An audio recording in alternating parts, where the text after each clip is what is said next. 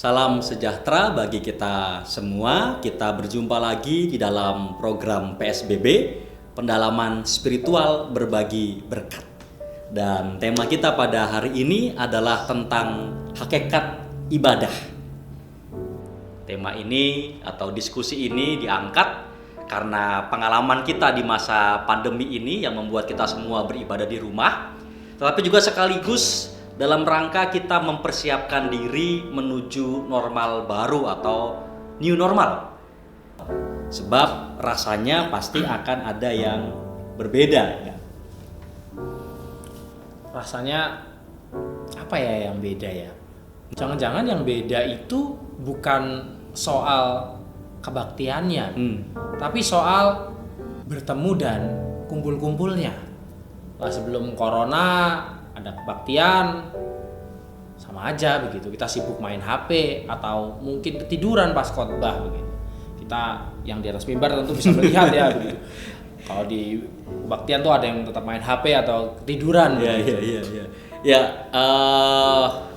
betul juga sih, karena di masa pandemi ini kan kemudian banyak orang yang rindu sekali pengen ibadah di gereja gitu kan. Bahkan orang-orang yang kebaktiannya hanya jamu napas. Tahu jamu napas ya? Enggak. Jamu napas itu kebaktiannya cuma pas perjamuan, Natal, Paskah. Nah, mereka yang jamu napas itu juga wah kangen ya nggak bisa ibadah di gereja gitu. Pengen kebaktian hari Minggu begitu. Kalau gitu berarti corona ada baiknya juga ya. Kita tersadar bahwa ibadah itu sebuah hal yang penting sehingga muncul kerinduan itu. Tapi balik lagi yang menjadi pertanyaannya adalah apa sih sebenarnya yang kita rindukan? Suasana ibadah karena bertemu banyak orang atau suasana ibadah di mana kita bisa mengalami perjumpaan dengan Tuhan ya? Makanya ini perlu jernih dulu ya. Sebenarnya itu yang kita rindui kumpul-kumpul ketemunya, ya kan? Atau yang kita rindui adalah kita berjumpa dengan Allah gitu kan. Kalau idealnya kan pasti keduanya.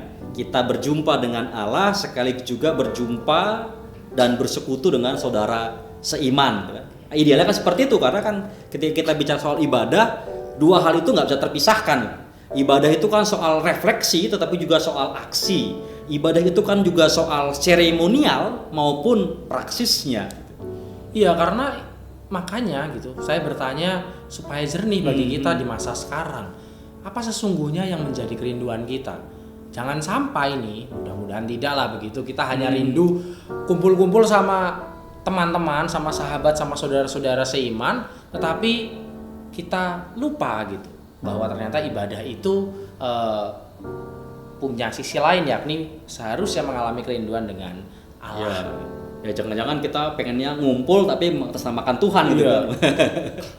Nah, ini saya jadi ingat nih ada ayat di Roma 12 ayat 1. Ini biasa dikutip ya kalau kita mau mengumpulkan persembahan, ini jadi nats persembahan.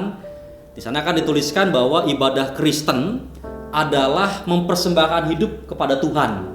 Ya kan, ibadah itu adalah bagaimana kita mempersembahkan tubuh kita sebagai persembahan yang hidup, yang kudus, yang berkenan kepada Allah. Nah, kira-kira menurut Pelita Ivan, ayat ini bagaimana korelasinya soal ibadah? Ya, jadi ayat ini memang menggambarkan tentang hakikat ibadah sebagaimana yang disinggung oleh Pendeta Matias tadi, bahwa inti ibadah Kristen adalah mempersembahkan hidup kepada Tuhan. Ibadah tentu akan menjadi hambar jika dipahami terbatas pada perayaannya saja.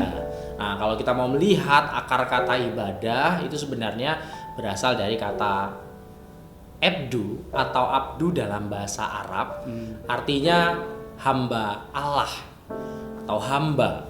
Kata ini juga sejajar dalam bahasa Ibrani abodah yang punya arti sama, yakni hamba. Jadi ibadah artinya adalah perbuatan untuk menyatakan bakti kepada Tuhan. Nah, pengertian ini bisa dipahami secara sempit sebagai sebuah perayaan atau sebuah ritual. Tetapi kalau kita memahami secara luas, ini menyangkut tentang bagaimana sikap batin kita dan sikap hidup yang mencerminkan ketertundukan kita di hadapan Allah. Malah Pendeta Rashid dalam bukunya Pembimbing ke dalam Sejarah Liturgi mengatakan bahwa liturgi gereja mula-mula dikenal melalui cara dan sikap hidup mereka, bukan melalui bagaimana liturgi itu dilayankan. Nah, itu kan tadi soal makna ibadah ya, artinya dari akar katanya.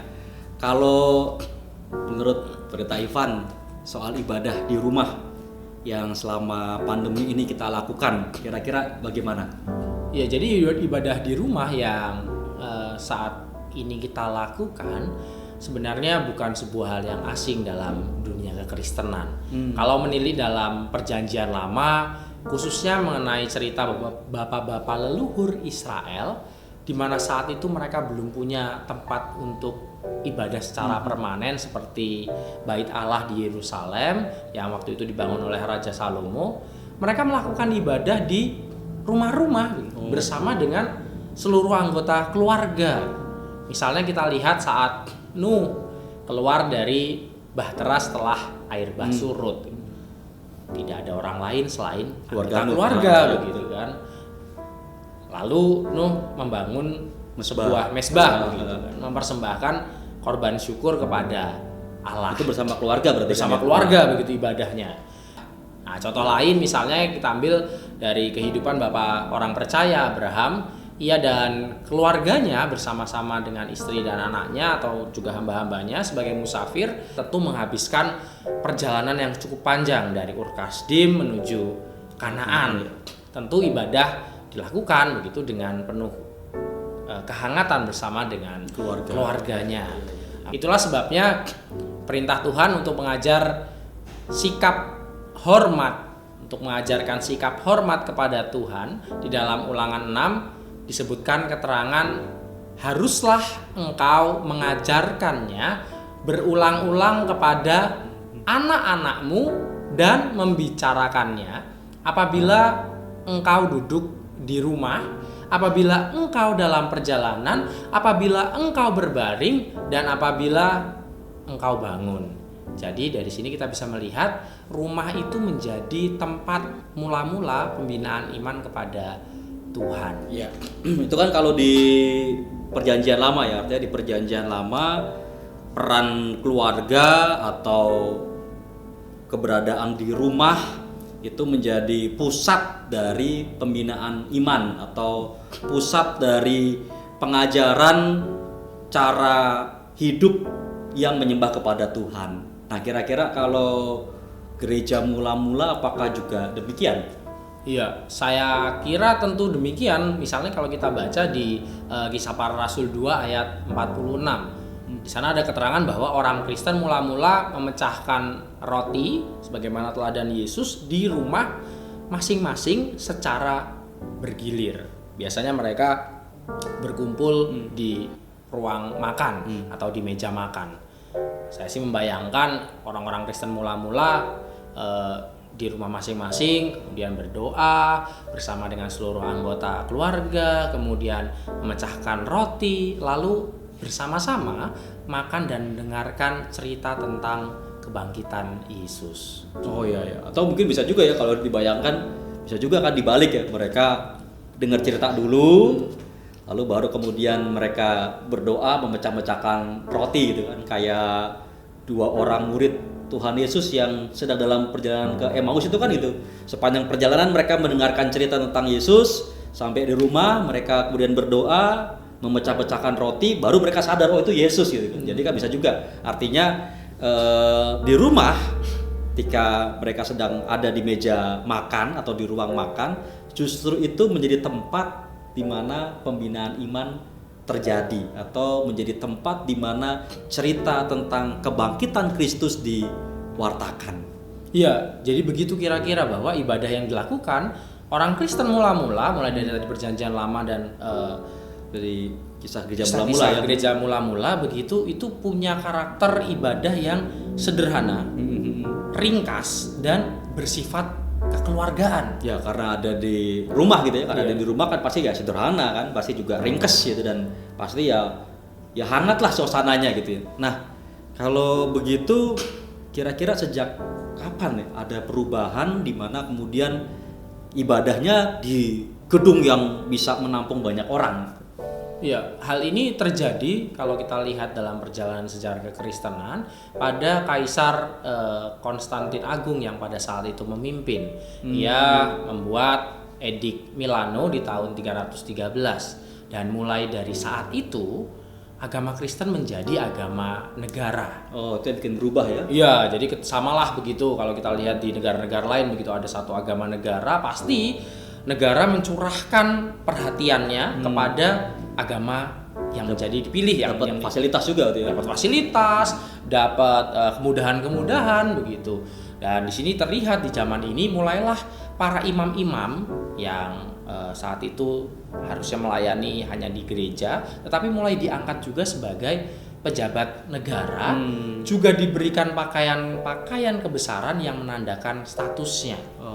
Oleh karena itu agama Kristen menjadi agama negara, maka rakyat didorong untuk memeluk agama Kristen. Nah, disinilah mungkin pertama kali letak masalah yang terjadi ketika memahami sebuah peribadahan, di mana pada saat itu rakyat berbondong-bondong begitu datang menjadi atau memeluk agama Kristen, tetapi pola pikir dan cara beribadahnya tidak berubah. Masih bawa pola yang lama. Masih bawa pola yang lama. Mereka masih yang dulu menyembah dewa-dewa di kuil-kuil, saat ini ingin mempraktekkan bagaimana peribadahan atau penyembahan itu terjadi dalam gedung-gedung gitu ya? gereja begitu. Nah, inilah yang membedakan pergerakannya. Ibadah Kristen tidak lagi di rumah-rumah melainkan ke gedung-gedung pertemuan. Terlebih lagi kita lihat dan kita ketahui tadi bahwa negara juga memfasilitasi. Ada dana juga ya. Digelontorkanlah dana itu untuk membangun gedung-gedung yang megah dan mewah. Sisi positifnya memang ada begitu. Ibadah yang dirayakan tadi sederhana saat ini berubah menjadi meriah, anggun, terbuka, semarak, tertata, menarik perhatian. Tetapi negatifnya adalah peran serta umat pada saat itu, umat beriman pada saat itu menjadi lebih pasif. Jadi peran serta umat jadi lebih pasif ya. Iya, orang-orang yang datang ke gedung gereja itu hanya kayak nonton bioskop lah gitu, nonton para rohaniwan melakukan gerak-gerik liturgis, menaikkan doa dan menyampaikan firman. Pergeserannya terjadi dari pertemuan keluarga yang bersifat intim menjadi upacara dan perayaan yang semarak, bersifat agung dalam kemewahan Basilika Konstantin. Ya, apalagi kalau lihat gambarannya tuh basilika pada waktu itu tuh besar. Jadi ruangan itu bisa menampung mungkin ratusan ribuan orang dan bangunannya kan seperti kapal gitu ya, seperti kapal. Lalu di depannya ini seperti nahkodanya, yaitu para rohaniawan yang melakukan gerak-gerik liturgis. Jadi ya tadi umat hanya menyaksikan mereka begitu. Nah kalau begitu saya juga pernah baca situasi yang ada pada saat itu ketika peribadahan berubah jadi lebih meriah, tetapi meminimalkan peran serta umat, menimbulkan sebuah reaksi, yaitu munculnya gaya hidup membiara. Kira-kira tepat ya itu gaya hidup membiara itu sebagai reaksi dari peribadahan yang semakin meriah tapi meminimalkan peran serta umat. Iya, jadi gaya hidup membiara ini memang muncul atau semakin tumbuh subur ketika abad-abad keempat. Ini muncul dari reaksi ibadah yang meriah itu. Alih-alih bersikap pasif dan menonton jalannya ibadah, gaya hidup membiara menekankan perjumpaan relasi personal dengan Allah. Tetapi ada sebuah hal yang menarik dalam catatan sejarah mengenai gereja di Yerusalem pada abad keempat dan kelima, yaitu terjadi perpaduan antara ibadah katedral yang meriah dengan ibadah yang sederhana.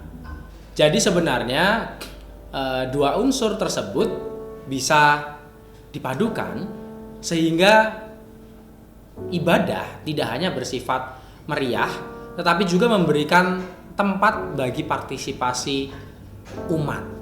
Karena kalau kita melihat hakikat ibadah adalah sebuah dialog atau perjumpaan antara kita dan Allah. Kalau namanya dialog kan tentu saling sambut menyambut begitu. Kalau harus aktif juga ya, harus sama-sama aktif kan ya. Coba kalau dialog kita saat ini tiba-tiba ada satu yang diam begitu kan, tentu tidak disebut dialog dan tidak terjadi relasi atau kehangatan.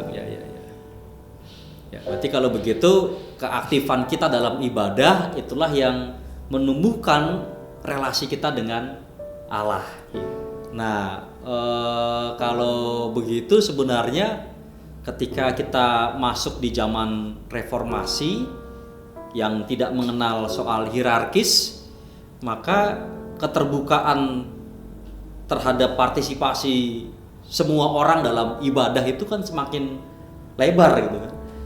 Sehingga akhirnya di zaman reformasi umat tidak hanya sekedar menonton tetapi juga bisa terlibat di dalam jalannya peribadahan. Umat bisa ikut ambil bagian dalam tugas-tugas liturgis gitu kan. Nah, kira-kira bagaimana kalau menurut Pendeta Ivan mengomentari soal ibadah di gereja-gereja reformasi, termasuk gereja kita juga termasuk gereja reformasi gitu. Jadi memang semangat reformasi itu seperti semangat zaman pencerahan gitu, ad fontes, yang berarti kembali ke sumber utama. Jadi para bapak reformator mencari tilian pada ibadah kekristenan mula-mula atau sebelum abad pertengahan gitu. Dan mereka menemukan bahwa ibadah Kristen itu berfokus pada kesederhanaan dan kekeluargaan. Maka inilah yang kemudian terjadi dalam ibadah reformasi yang sangat membuka ruang untuk semua orang ikut berpartisipasi mengikuti peribadahan asalkan tertib dan teratur. Oke. Ini kan kita udah ngomongin dari hakikat ibadah, kita juga udah ngomongin soal ibadah mula-mula, kita juga sudah ngomongin bahkan sampai ibadah di zaman reformasi. Dan kayaknya masih banyak hal yang bisa kita gali, yang bisa kita diskusikan soal ibadah gitu kan. Maka ada baiknya kita akan sambung lagi diskusi kita tentang ibadah di PSBB berikutnya. Tapi sebelum diakhiri pada acara hari ini yang temanya adalah hakikat ibadah, maka saya mau coba simpulkan percakapan yang tadi sudah kita lakukan. Yang pertama, ibadah Kristen adalah soal sikap batin atau sikap hidup yang tunduk kepada Allah, sehingga ibadah itu tidak hanya bersifat seremonial, perayaan, tetapi juga mengenai tindak tanduk kita dalam keseharian hidup di dunia. Lalu yang kedua, ibadah Kristen mula-mula sifatnya ringkas, sederhana, kekeluargaan. Baru kemudian di zaman Kaisar Konstantin, bentuk ibadah itu mengalami perubahan menjadi lebih meriah. Dan yang ketiga, kemeriahan ibadah di basilika ternyata mengurangi partisipasi umat sehingga umat semakin pasif, dan inilah yang memunculkan reaksi gaya hidup membiara yang tetap mempertahankan posisi kita sebagai yang aktif, yang personal mengalami perjumpaan dengan Allah. Dan yang keempat, yang terakhir, tadi di gereja reformasi peran serta umat dalam ibadah itu dibuka lebar-lebar sehingga umat tidak hanya menjadi penonton ibadah, tetapi ibadah itu adalah kita. Sebab kita semua yang aktif mengalami perjumpaan dengan Allah. Ya, kira-kira begitu kesimpulannya begitu. Jadi di masa pandemi ini, meskipun kita beribadah di rumah, sebenarnya bukan jadi sebuah halangan bagi kita untuk tetap meresapi perjumpaan dalam ibadah bersama dengan Allah. Iman kita tetap dapat dipelihara dan bertumbuh karena di dalam ibadah kita pun aktif dan tidak hanya seperti nonton film. Oke, berarti aktif itu ya kata kuncinya yang kita perlu lihat dengan tema hakikat ibadah ini ya. Kita aktif mengalami perjumpaan dengan Allah sehingga batin kita, hidup kita tunduk kepada Tuhan. Ya, sekian dulu PSBB kali ini. Kita jumpa di PSBB berikutnya. Pendalaman spiritual berbagi berkat.